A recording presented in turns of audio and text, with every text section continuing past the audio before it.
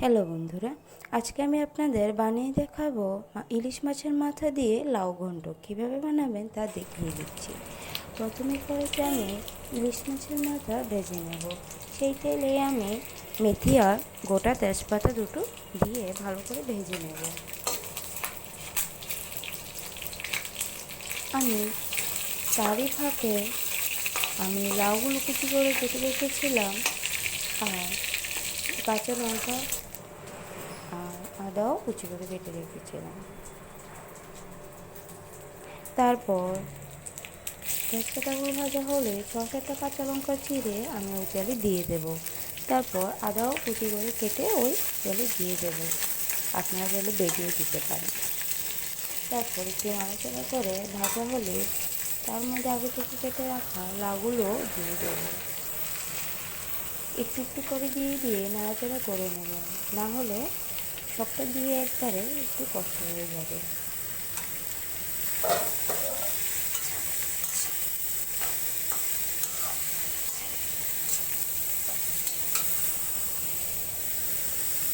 তারপর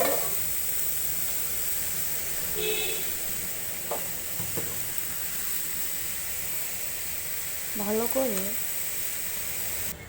লাউটা মিশিয়ে নিয়ে উপর থেকে পরিমাণ মতন হলুদ গুঁড়ো ছিটিয়ে স্বাদ অনুযায়ী নুন দিয়ে দেব। তারপর উপর থেকে সামান্য ধনে গুঁড়ো ছিটিয়ে দেব, সামান্যই দেবেন। তারপর ভালো করে সবগুলো একসাথে মিশিয়ে দেবেন। অবশ্যই এই সময় আঁচটা হাই ফ্লেমেই থাকবে। ভালো করে নেড়ে চেড়ে মিশিয়ে দেবেন। মেশানো হয়ে গেলে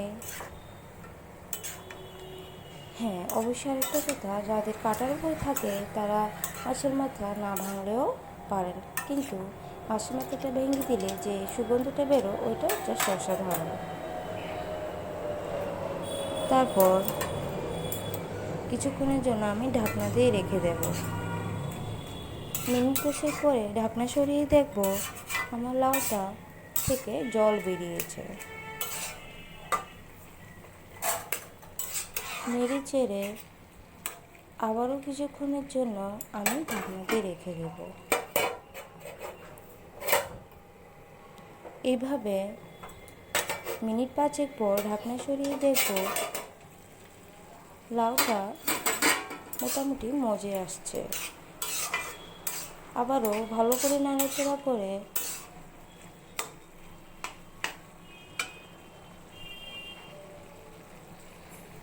আঁচটা কিন্তু মিডিয়াম ফ্লেমেই রাখবেন। উপর থেকে অল্প কিছু কারি পাতা ছড়িয়ে দিয়ে আবারও ভালো করে নেড়ে চেড়ে আবারও মিনিট 5 মতো ঢাকনা দিয়ে রেখে দেব।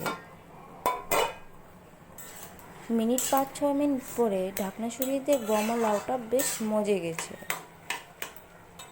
একটু ঝোল ঝোল রয়েছে, মোটামুটি ঝোলটা শুকিয়ে, একদমই শুকোবেন না, মোটামুটি জাস্ট শুকিয়ে একটু ভিজা ভিজা করে উপর থেকে চিনি ছড়িয়ে দিয়ে নেড়ে চেড়ে নামিয়ে নিলেই হলো আজকের এই দুর্দান্ত রেসিপি ইলিশ মাছের মাথা দিয়ে লাউ ঘন্ট। যদি ভিডিওটা ভালো লেগে থাকে অবশ্যই ভিডিওটা লাইক করবেন, অনেক অনেক শেয়ার করবেন। দেখা হচ্ছে পরের ভিডিওতে। ধন্যবাদ।